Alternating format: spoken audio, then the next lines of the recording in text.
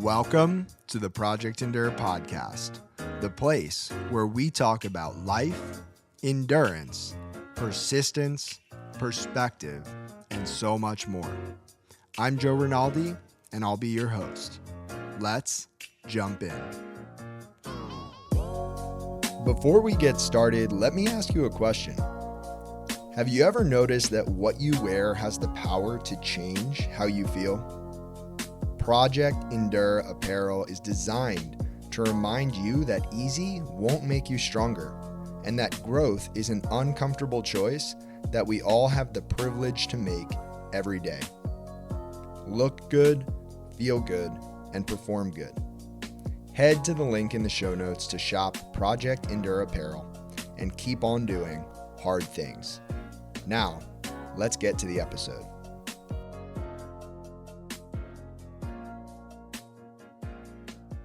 Welcome back to the Project Endure podcast, episode 167. We have myself, Joe Rinaldi, and in New York City, we have a very, very special guest, Frank Crisci. Frank, how are you, man?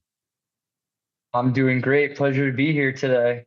I am so happy to have you. And right before we hit record, you were telling me that this is your first podcast, which makes me excited because one, it's an honor for this to be your first podcast, but two, it means that you don't really know what to expect. And I get to kind of walk you through. I'll hold your hand, like I told you, through this whole thing, and we'll have some fun. So with that being said, why don't you introduce yourself to anyone listening who might not know who you are? All right, awesome. What's going on, everybody? My name is Frank Crisci. I am 28 years old. I'm from Long Island, the 631. So born and raised here in New York. So, family doesn't let you get too far from home. So moved out to the city, have been living here, working here for 2 years. I am very Italian, very Catholic, kind of had all those years and years, ethics, morals, super tight knit, instilled. Went to Sacred Heart University in Connecticut for my undergraduate degree. There, I studied exercise science. And then following that, I went to Toro College at home on Long Island for my doctorate in physical therapy. Um, and now I'm just kind of here in New York, doing a little bit of this and a little bit of that. And yeah, we're moving and grooving here. Yeah. And so we have a lot in common, and I think it would be a good place to start. And we'll shoot the breeze back and forth, and then we'll get into the deeper stuff. But a couple of things we have in common. One, we both enjoy fitness, and fitness is a big part of our lives. Two, we are both physical therapists by trade, and I think we use that education in more of a unique, maybe off the beaten path way than a lot of people we went to school with. And three, we're both Italian. So let's start with the Italian side of things. What's your favorite part about being Italian? Well, when you meet somebody and you see their last name starts with a vowel, ends with a vowel, it's like, all right, this is my guy, this is my girl, whatever the case may be. And you know kind of where they're coming from. They've probably seen the wooden spoon or the belt. And um that's always great to kind of have that base connection of like, all right, their bringing, what they're about. You could kind of trust them and assume that they're going to be a loyal person, kind of take to their own, take care of their own. And I really appreciate that, like having some good tight knit relationships. Favorite food or favorite Italian food? I mean, my death penalty meal is 100% chicken parmesan. I love it. I got that locked down. All right. All right. So let's then move to the world of physical therapy. So take us through your path out of school. And I'll preface this by saying a lot of people out of school will go get a job in an outpatient clinic, in a hospital. They'll work for someone else, and they'll be in a clinical setting. So take us through your path out of school. All right. So my last clinical rotation was with a group of physical therapists, company called Reload. Dr. Joe Lipsky was my clinical instructor there. And they were kind of the first group of people who kind of introduced a different style of PT to me, kind of that one-on-one, interpersonal, intimate experience. And they kind of reinforce something that you don't learn in physical therapy school that I really appreciated. And you hear it all the time, movement is medicine, but ultimately kind of unlocking any limitation that somebody may have and reinforcing it through strength and conditioning is ultimately what's going to have people return to function, right? So after graduating, I actually my first clinic was in Manhattan. I was commuting in and out. Not the best commute, so not too far, but just that toll going in and out. And it was also during the tail end of COVID, right? So the clinic experience and all the interactions were still very, very, very delicate. And I was seeing 20 to 30 patients a day, like high numbers, high volume, spending 15 minutes with a person, just not even being able to ask how they are, what's going on in their life, and the things that ultimately affect the state they're in, and just kind of hear what they're doing today and try and treat the symptoms in that time, and then pass them on to a college student or somebody who's not even educated or interested in health and wellness and fitness. So I felt like I was just doing a big disservice to them, and these people deserve more than that. So just in a traditional outpatient orthopedic clinic there. And then I left that. I was like, all right, commute is too much. The COVID dynamic, especially in Manhattan, was too much. So then I went to a huge strength and conditioning facility out on Long Island. And that was for sure a better experience. And we had indoor turf, the weightlifting platforms, golf simulators, the anti-gravity treadmills, like the whole 9 yards. And there I was actually able to kind of it was a lot of high school athletes at this facility and kind of take them through the full spectrum of, okay, day one post-op to return to sport. And I was like, all right, this is this is what we're talking about. This is what I signed up for. You're making a difference, right? So wanting more, I was like, all right, I still feel like there's something else I'm lacking, that I'm not fully doing exactly what I wanted to do or what I really thought I was going to be doing as a physical therapist, right? So after that, I left that facility, came to Manhattan, and started working with a different company that was more the one-on-one experience, kind of sitting down, learning that person, developing the relationships, being able to communicate with them like relentlessly, meeting them where they're at, being able to kind of take them and, send them to where they wanted to be on their own and have them be confident with movement and be able to have just that confidence. It's like to play whatever sport, to run, to lift, to jump into whatever group fitness class, to play with their kids, anything that they thought they were never going to be able to do, work with them enough and kind of really spend the time. And it ultimately made a difference. Mm.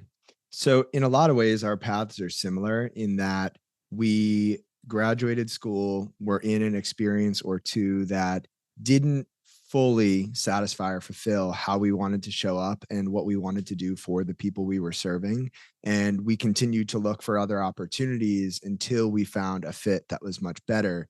And the one thing I want to highlight that you said is that in school, there are a lot of things you don't learn.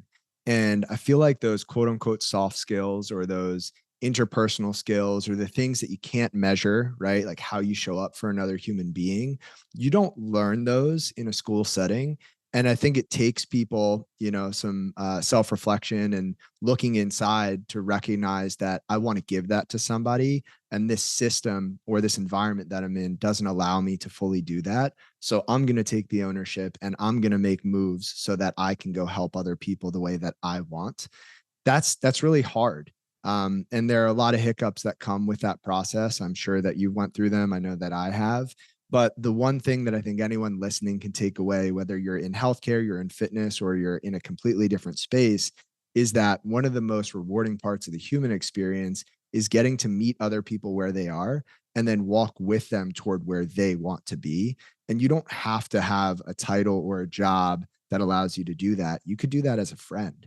And that's a really powerful way to live life. So I appreciate you sharing that. And I'd be curious, are there other lessons from the world of physical therapy or even from the world of fitness that you feel like are bigger than just those things and apply to life as a whole that you could share with people listening?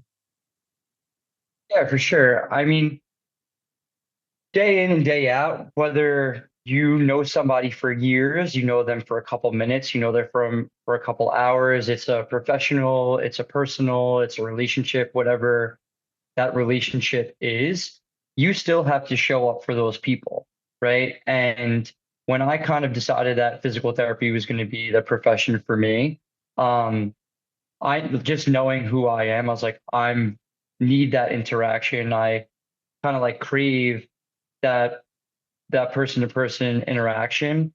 So as a physical therapist, as a personal trainer, as a strength and conditioning coach, whatever you want to call it, you ultimately are a man of many hats, and whoever and whatever that person needs to be that day, I think you need to be capable of kind of giving them that, and everyone's not going to walk in all on their caffeine in a great mood, like ready to hit it and have the best time ever, like especially in Manhattan, people are busy, people are stressed. There's a lot of life that goes on every single day, and kind of having them be able to both share what's going on and kind of let that go while, the dopamine release of exercise is simultaneously taking place.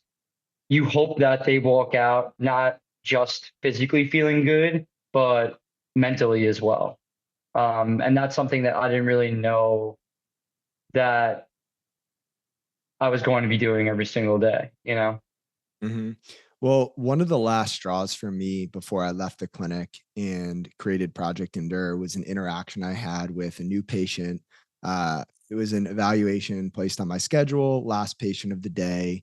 Long story short, this person comes in and it's very clear to me that there's something weighing on them. And I started every evaluation just with a general conversation about who the person is and what they enjoy to do, so on and so forth, because it's really important if you're going to help somebody that you understand what they want and who they want to become. And this patient just cried for 60 minutes. They just lost their cat and they lost their job, and this other thing had happened. And I didn't have the heart to interrupt them. And I just sat there and I handed them tissues and I listened. And they left and came back and they were better and discharged within a few sessions. And in my eyes, that's a great relationship. And in that session, that moment, I gave them what they needed. They just needed space. They needed someone to listen. Well, I got reprimanded because I didn't bill anything for the insurance on that first visit because So classic. yeah. And so I just realized, that to give people what they needed, I I needed to do it a different way. And I found my way, you found your way, and so many people find their own way. And with that being said, I want to get into the human side of who Frank is because I think there's a lot to learn from who we are as people. And so the first question that I like to ask on this podcast is a big one, so take a second to digest it. But when you look back at your 28 years of life so far, what's the hardest thing that you've ever had to handle that you did not choose for yourself? Yeah. So through years, there's always going to be like things that come and go, and I've gotten pretty good of understanding like nothing's forever, like going through years of school and watching everybody kind of like go on with their lives, start their lives, and we're in there for 7 years, earning that degree and doing the sacrifice to kind of ultimately get us to the place we are today. There's a lot of like challenges through that, but ultimately, I think one of the biggest, most eye-opening experience I had was actually last month. Just in the middle of the night, I woke up and I was having a gallbladder attack, and you know, in PT school, we learn a little bit something called the Murphy sign. So I do a little test. I have some clients who are actually doctors and one's GI specialist. So we're kind of discussing that. And I'm like, all right, I should probably call an ambulance, go to the hospital. I call the ambulance like it's an Uber. I'm like, yeah, is this one for Frank? And they're like, yeah, what's going on? I'm like, I think we got to get going. So we get there and need emergency gallbladder surgery, get the gallbladder out, and I wake up and the surgeon goes, "Oh, yeah, we actually decided to pull your appendix too. That was ready to burst." Right. So scary that at any given moment, something like this can happen, especially when I don't have any past medical history. Nothing like this has ever happened. There's never been any kind of signs or symptoms, and not everybody knows how to react. So I kind of like to think I have pretty good awareness of my body. And I was like, yep, this definitely is something different. So getting that done, and then like what came to follow, right? So I'm shooting for sub three. I just started marathon prep for a sub 3 hour Chicago marathon. So super exciting about that. But this happens and so quickly you're like, wow, at any given moment you could have something that's so precious to you that you work so hard for be taken away, right? And fortunately enough, this was super early, like before we were kind of deep into the prep, but I could have been out on a 20-mile run, like by myself, ruptured, kind of don't know what's going on, how far am I, how long till I get an ambulance, whatever the case may be. And kind of like as I sat through the initial days of recovery, I just kind of realized how important like your health really is. And that's something my parents always told me. It's like the people in your life are super important and your family, obviously, and your health. And if you don't have your health, things kind of collapse surrounding that. So also with how significant fitness health is in my life, it's like, wow, it's kind of enlightening how definitive of a quality that is of like part of who I am, and it's like, all right, if you're to have that taken away, it's like, who really are you? Like, what is your day to day? Like, what are the things that give you joy? Like, what are the things that like bring you fulfillment, and it's like, of course it's awesome and it's great experiences and it's fun to go run these races and to go push yourself to the limits and endure all these challenges, but it's like, all right, it's like much more than that. It's not just about aesthetics or hanging up a little medal or throwing up an Instagram post. It's like all the little things that kind of lead up to it. And I was like, wow, this is impeding my training and it's like impeding like just like my day to day like happiness and like routine, and kind of coming back from it like as the recovery went on, and it was like, okay, it's kind of my turn to be the patient now, and you listen and you slowly start to progress back into everything. Like you really have to listen to your body, you know and as I kind of listen to my body, it's like, all right, I now understand like what it's like for other people, because I've never really had like big surgery before. So I never really had that experience of like, oh, I tore my ACL, I had my senior season taken away, or like a college scholarship or anything like that. So I was like, wow, this really gives me a better understanding of like what all my patients kind of went through and how much it really impacts like who they are. um, and I'm grateful for that experience because now I kind of know like, all right, you can't take these things for granted and you have to kind of maximize each day and find fulfillment in those little things.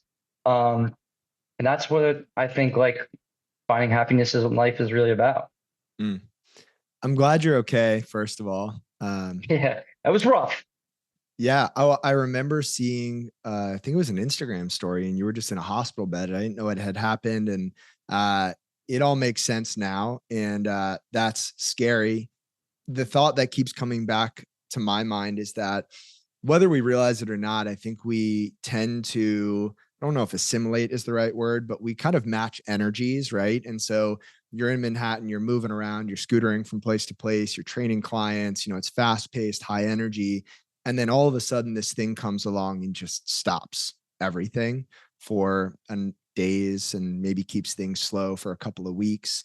And in that season or that period of just being slowed down and things coming to a halt and you're in a hospital bed, what are some of the thoughts that went through your mind? What are some of the things that you were worried about or that you were thinking about or that you were hoping to get back to outside of just fitness? Yeah, so it wasn't even like, for sure it's your fitness, it's your training goals, but it's like, like I'm also a business owner, right? And it's part of the hustle and bustle is like we said, I'm zipping around all day on a scooter. It's like, okay, this is like my career that's now halted. I was starting new clients that week, and it's like, okay, I'm showing up. How am I supposed to demo exercise? How am I supposed to, like exert volume from my diaphragm and speak, because you can't like create energy, create hype, coach, cue, like everything's like very soft-spoken. And, you know, I think first impressions are super important.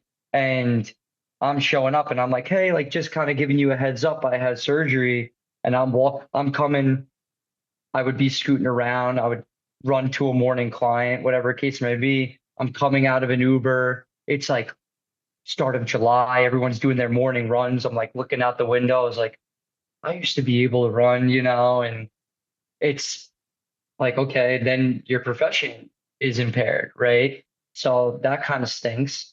And I'm used to working with limited time, right? So I was like, all right, now that I'm kind of restricted to this, what can I do to maximize my time? Because I'm not able to, you know, spend hours kind of working towards my training goals. I was like, all right, let's start reading more. Let's listen to podcasts. Let's fill the void. It's like, okay, it was a good kind of awareness that you needed to slow down, right? And it's like, all right, I think the body gives you some messages. It's like, all right, reality check, what's important? Let's level out here, reel it in a little bit, and kind of get back on track. Yeah. And I would also say, and this is more me speaking from my experiences, but for people like us, I'm going to group us together and say that in general, we're optimistic. In general, we're driven. In general, we work very, very hard and we can go for long periods of time without needing too much of a break. And not only do things like that slow people like us down, but I think from an emotional level, right? I tend to ride at this optimistic place, right? That the energy is high. I can handle challenges. It's not a big deal. I'll brush it off. I'll shake it off. I'll be good. When something big like that happens, for you it was this, for me, I've been in the hospital before. My eyes have given me some serious trouble.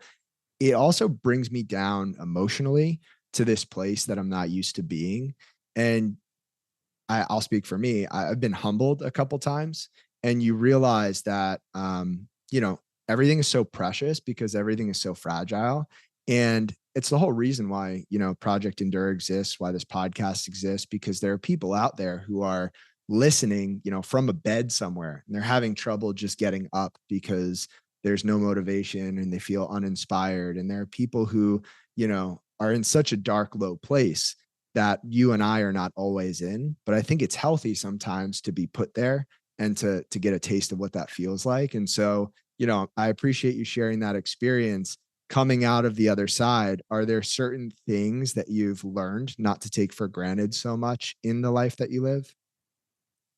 100%. My first of all, my physical capacity, so that's number one.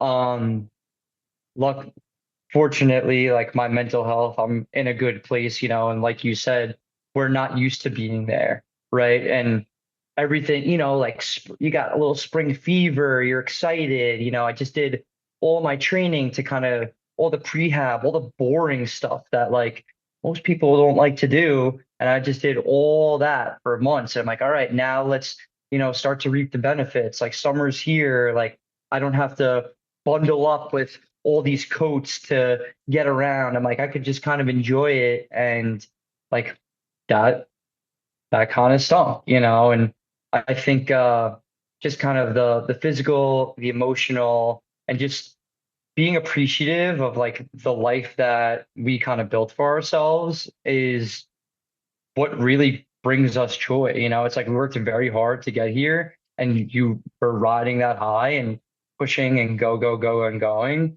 And you can't take it for granted. Yeah. And for example, one of the things that sometimes I can take for granted are conversations like this. And I can put a podcast on the schedule and look at it and think of it as another 60 minutes of the day that I am doing something and busy and exerting energy.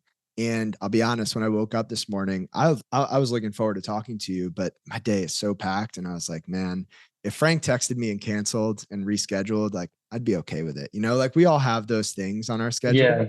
And now that we're here, man, I'm so happy that we're having this conversation. And just for us to be present is something that's so special. And one of the reasons I love the podcast is yes, other people get to listen and I hope benefit.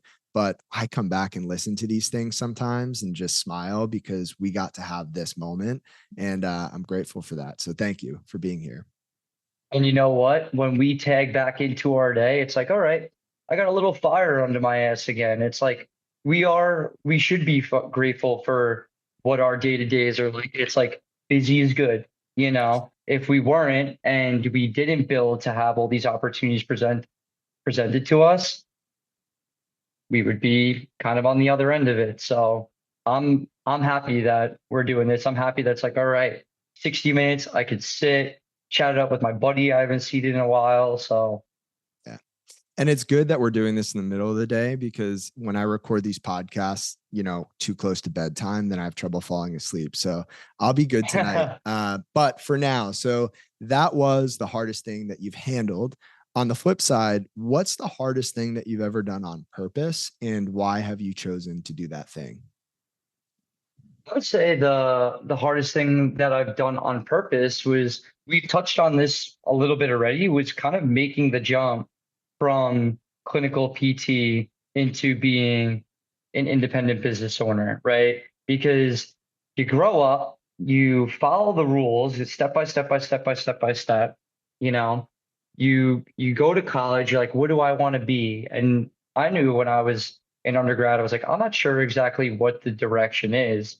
But when I tapped into exercise science and I started learning, and then, we grew up during the peak Jersey Shore era. So everything was GTL, and we kind of just based our fitness kind of on bro pumps and things like that. And you start to learn like the strength and conditioning principles, the exercise science behind it. And you're like, ooh, all this stuff kind of makes sense now.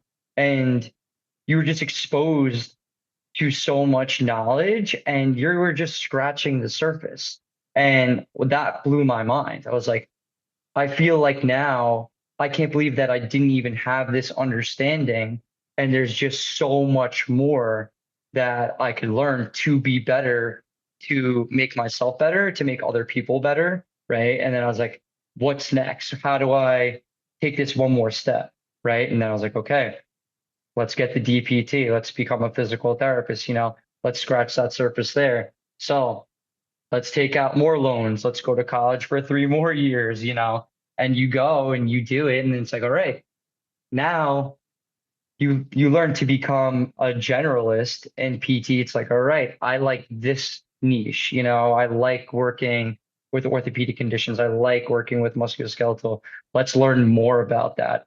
How do we become specific to an Olympic weightlifter, a runner, kind of meeting that. And then your parents are like, "Oh, I'm so proud. Like my son, he worked so hard to get to this point." And I'm like, you know what? Like this isn't really what I thought it was going to be or what I want. So taking that leap, it's like, all right, do you close, like, you weren't closing one door to open another, because realistically, like me, you, we have the same kind of understanding, mindset of it all, of how physical therapy is a spectrum, right? There's day one post op to return to sport and everything that happens in between, right? So kind of developing that understanding and then being like, all right, I'm not a day one post op or a return to sport physical therapist, and I want to be everything in between. So I'm going to kind of dip my toes into all the different uh, qualities of fitness along the spectrum to ultimately kind of meet my client patient where they're at and give them the best experience.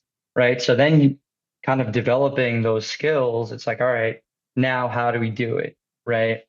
So I think kind of making that jump was super hard, especially hearing it from the parents who kind of guided you and supported you and followed the rules and the structure for so long. They're like, how are you going to stop doing this to do that? And I'm like, I don't really think you understand, and I think in our generation and having social media as a tool, so many people kind of are exposed to, all right, it's not just this now. It is all of this in between. You're not going to kind of enveloping everything as a lifestyle, right? The whole hybrid athlete developing different qualities of, okay, strength training, but also aerobic training. That's what's going to ultimately have you holistically more enabled of a person. Um, so I guess just thinking that it's not, nothing's black and white, right? Everything's a spectrum. You have to kind of look at the gray in between and kind of get comfortable with the gray.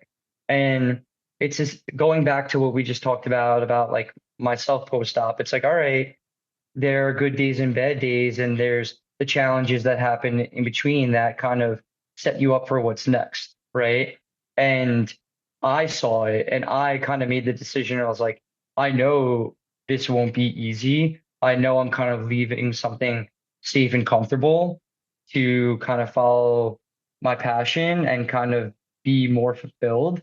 So dipping your toes in the gray is kind of something that you have to be comfortable with. And it's the same thing as anybody who's listening that's into running or strength training, and it's like trying something new. It's like, all right, you have to kind of strike out. You kind of have to fail a little bit and learn from those experiences. And those experiences are what are going to have you be like, all right, I made the right decision. You know, um, it's not easy, but the right decision. Yeah, I would say a lot of the most rewarding things in life are not easy, but worth it. And, you're so right. We grow up with structure, with rules. You go to school and it's this grade and that grade. And then, there's this progression and you're kind of funneled through that. And then you get to the end. And for some people, it's high school. For some people, it's college. For some people, it's a graduate degree. And then you're out in the quote unquote real world. And you don't really have that same set of rules. Yeah, maybe you can just follow that career path. But I think most people at one point or another realize that they don't want to just stay on that one path for the rest of their lives. And they're forced to navigate the gray space. And I don't think that there are so many rules, quote unquote, or I'll say, I think it's to find freedom. Sometimes we have to break the rules, and rules is in air quotes, because really there are no rules, right? You can do whatever you want to do. You can experiment however you want to experiment. And sure, there are pros and cons, risks and rewards, but that's up to us as adults to make those decisions and to take ownership over the direction of our lives. And I'm wondering for you, now on this path, doing your thing, building what you're trying to build, what are some of the hard parts about that? I know I can relate to them and I'm sure we'll talk about them. And maybe we start with the scooter if you want to share that, because I think that's somewhat funny, but also relatable. I don't know if it's too soon to be funny, but I'll let you share. So I'll uh I'll talk about the time first. So time is of essence, right? And New York is small, but like we said, very, very dense. So if you want to go from one client to another, how are you going to get there? The subways aren't reliable. The traffic's super congested. So I'm a scooter guy. I'm out in the bike lane, rain, sleet, or snow. Me and the Uber Eats guys, like we are there. You can count on us. Make sure you tip, you know, and just wrapping up tail end of a day. I'm on out this gym Solace, super busy street, tons of people walking by, and I'm there like 2, 3 times a day, right? My scooter's locked up, whatever. Parents got me the lock for Christmas. Thank you very much. Um, and I'm like finishing up a session. I'm like, all right, that was a day. Like, let's get out of here. Let's get home. And I walk outside, and it's just the lock on the ground. And I'm just like, that's a rough finish. That's a bad end to the story, you know? And then it's like, all right, today you allot X amount of time, right? And it's like the plan is ruined.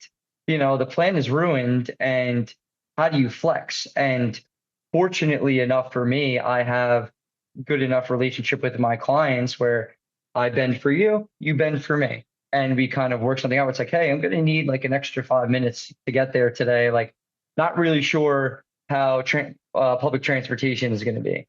So, a little bit of a rough hat. Definitely annoying. I got to get another one because that's not really an option, but it's okay. Make sure you wear your helmets, people. Um, what was the other part to the Yeah. question? Well, before I remind you, I want to just talk about that for a second because it's the reality of doing your own thing, right? You take ownership, right? And it's on you to get to where you need to be. It's on you to communicate with your clients. It's on you to schedule and plan and, flex when things don't go according to plan. And my point of asking the original question, which was just what are the hard parts of doing your own thing and building what you're building, is that it's all on you, right? Like, and it's all on me, and there's pressure that comes with that, and it's not easy. And sometimes the stress is greater than others, and I think the reward though is worth it. And so that's one example, right, of where you just have to take ownership of that and you have to make something happen. And that's a great skill to have and to develop, is to be able to adjust. But what are some of the other hard parts of building your own thing and doing what you're doing? Yeah, I mean, it's definitely not for everybody. Like you have to wake up every single day and be like, it doesn't matter that you're tired. It doesn't matter if it's 20 degrees, like you still have to go, and you made the choice. It's like, I want to be my own boss. I want to have the flexibility. I want to do this, but at 5 a.m., 6 a.m., like you have to go, and you have to go train those clients. People are counting on you too. It's like they have a hard day ahead of them. They need to get this out of their way. And then you look at yourself, and people ask you, be like, oh, like it's 98 degrees today. Like why would you do your speed work on the track in the middle of the day? And it's like, okay, that's when the schedule allots for it. But then also it could be a beautiful spring day, and it's perfect. And it's like, oh wow, like I already got all my work done for the day. I allotted this time. I could kind of reap the benefits of having the ability to make my own schedule.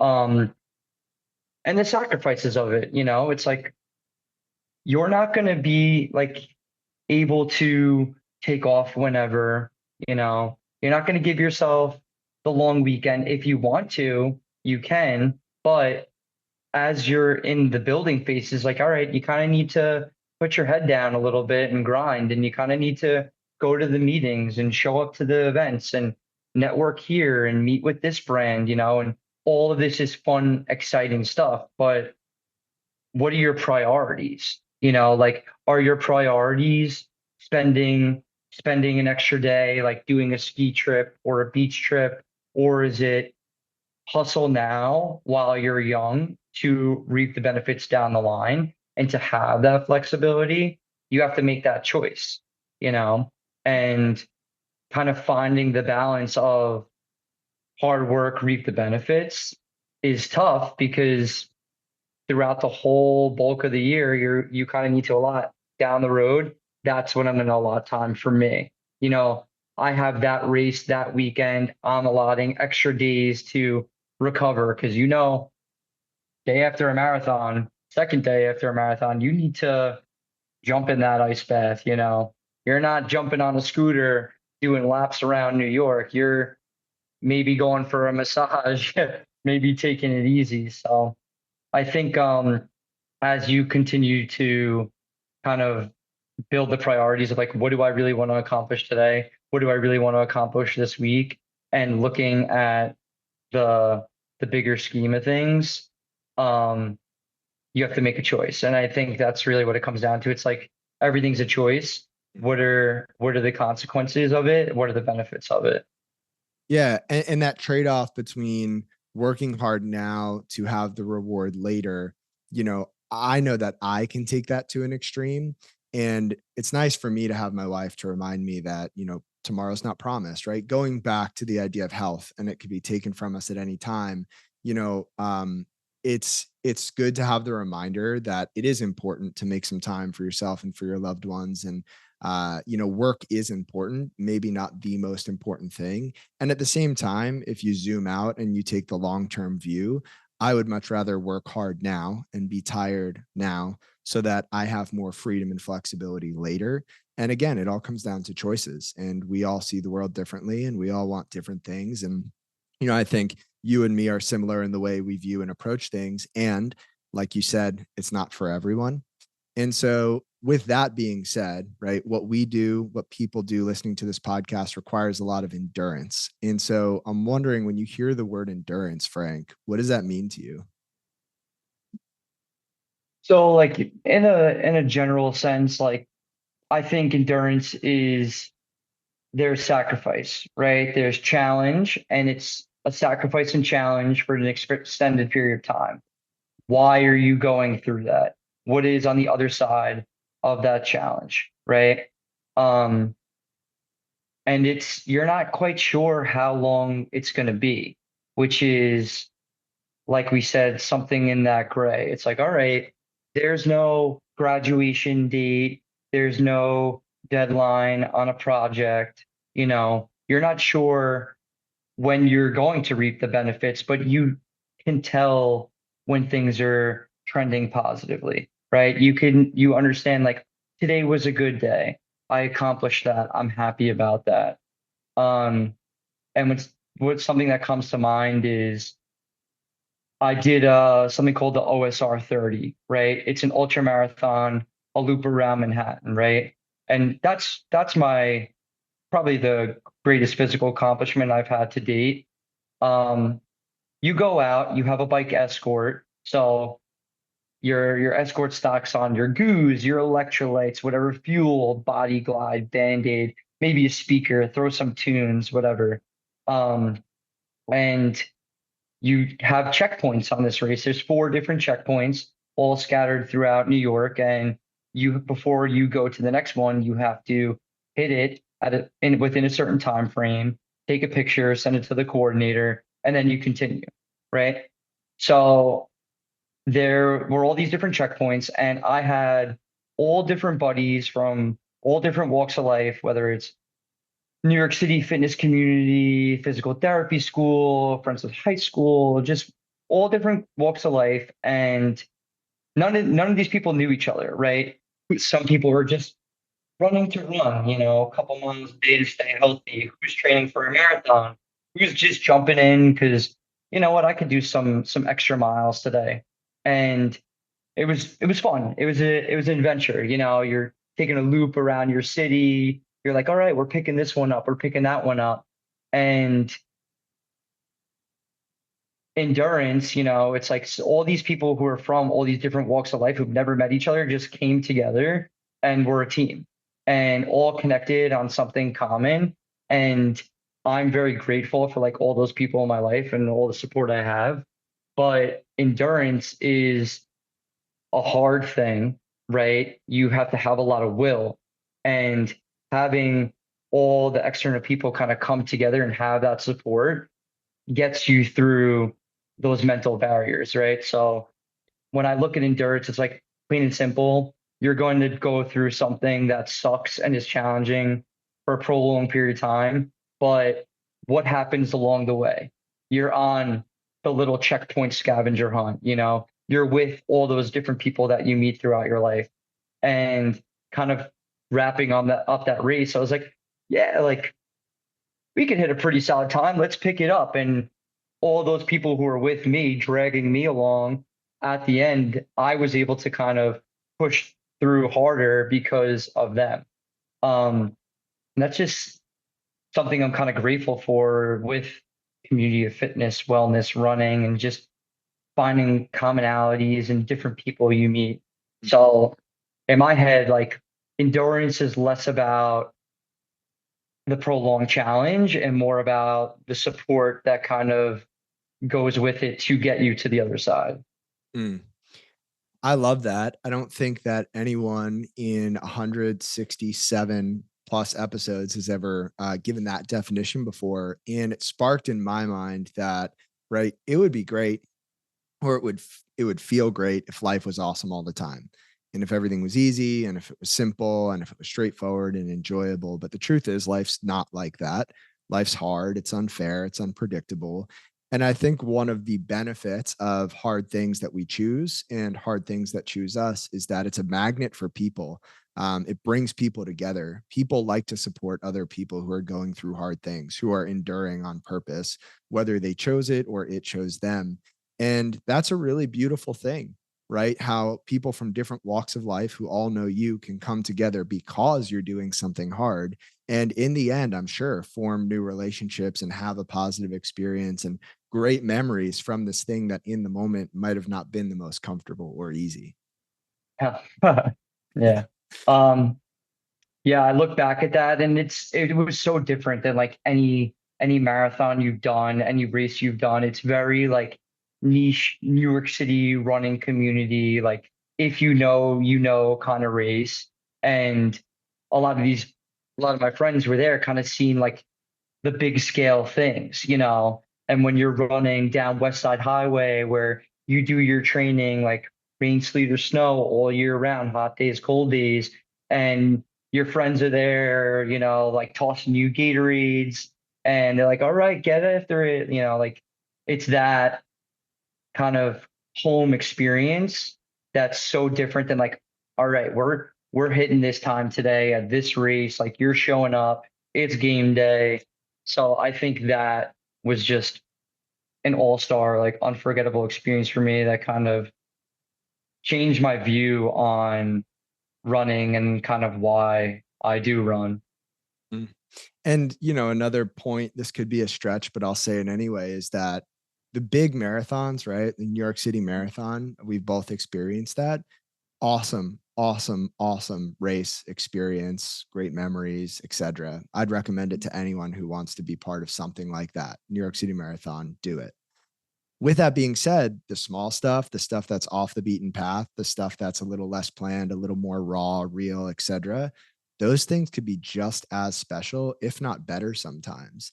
And I think the bigger point that hopefully I'm getting across is that, it can feel like we're missing out on things sometimes when, all these people are doing this big thing or there's that cool event or this thing. It feels like we're missing out because of social media. But right here, wherever you are in this moment, in this season of life, right? If you have good people around you and you choose to do things that are meaningful and fulfilling, it can happen anywhere and it can be special no matter what it is. And so, with all that being said, Frank, I mean, so far, I feel like there's been a lot of value in our conversation. And I love to end with a question that gives you the opportunity to speak directly to people who are going through something tough. And so I'll preface this by saying there are people all over the world listening to this conversation who are going through all different sorts of things, right? There might be someone in the hospital who just had their gallbladder and appendix removed, and there might be somebody who is about to run 30 miles, and everywhere in between and outside of that. If you could speak directly to someone going through a hard thing right now who just doesn't know what to do or how to get through, what would you say? I would say that ultimately you need to think like, why is this affecting you so much? Like why does this make you happy, mad, sad? Why does it put you in that place? Right. And then kind of come to terms with what are the reasons, right? And then you look at also what are the reasons why you want to be on the other side of that, right? What does it make you happy? Does it make you healthy? Is it because you're competitive? Is it because you're looking for community, relationships, whatever it is, right? And I think if you look at the reason of why you want to be on the other side of it, um, that'll kind of align you in that gray area where it's like, all right, this isn't permanent, right? This is something temporarily that I have to do to get to the other side, to bring me to the challenge, right? And we talked about like being in PT school. It's like, all right, I missed out on a lot. There was a lot of sacrifice, financial, time, and then now you see what's on the other side of that, right? You understand, like, okay, like I'm going through this surgery, I had this taken away, like this is like a really big challenge. Will I ever get back? And honestly, it's up to you. You know, like there's an expression, hungry dog runs fast, or open mouth gets fed, right? And your parents will hold your hand for a little bit, hopefully, but eventually there comes a day where it's like, what do you want? Why do you want it? How are you going to get there? And talking on endurance too, it's like, why do you want to get to the other side of the challenge? Do you love the journey? Are there people along the way who are going to help you, who have the same morals, values, and want to support you? So I think I think the hard times are good because it makes you think of like all the good times, right? And seeing that, all right, I'm not just kind of going day to day, cruising, enjoying this or dealing with the challenge. You're pushing for something more, right? So I think kind of having the black, the white, the gray, the challenges, the highs, the medals, the injuries, I think all of it is what life's all about and kind of shapes you for the future. Yeah. I mean, I've never said it in this way, but you wouldn't have the gray without the black and the white, or you wouldn't, you can't have the sweet without the bitter or the highs without the lows, right? Life is about contrast.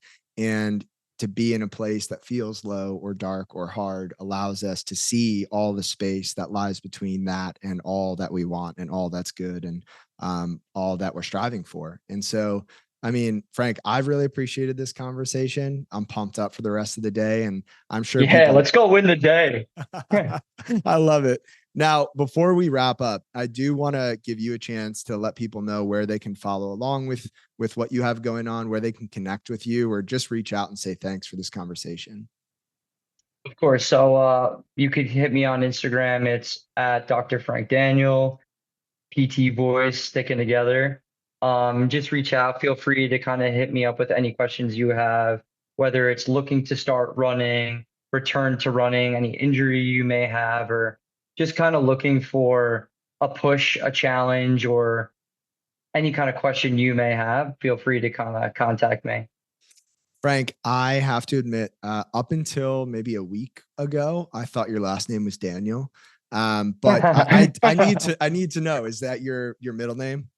So everybody in my family's name is Frank. Like pretty much your name. We share four names amongst 20 men on two sides of my family. It's ridiculous. So when you say, "Oh, Frank," in a room, you got how many people turning their heads? So everybody addresses me as Frank Daniel. So that's kind of how that originated and sticks because also we got mother and father often calling me Frank first and middle name, so people know.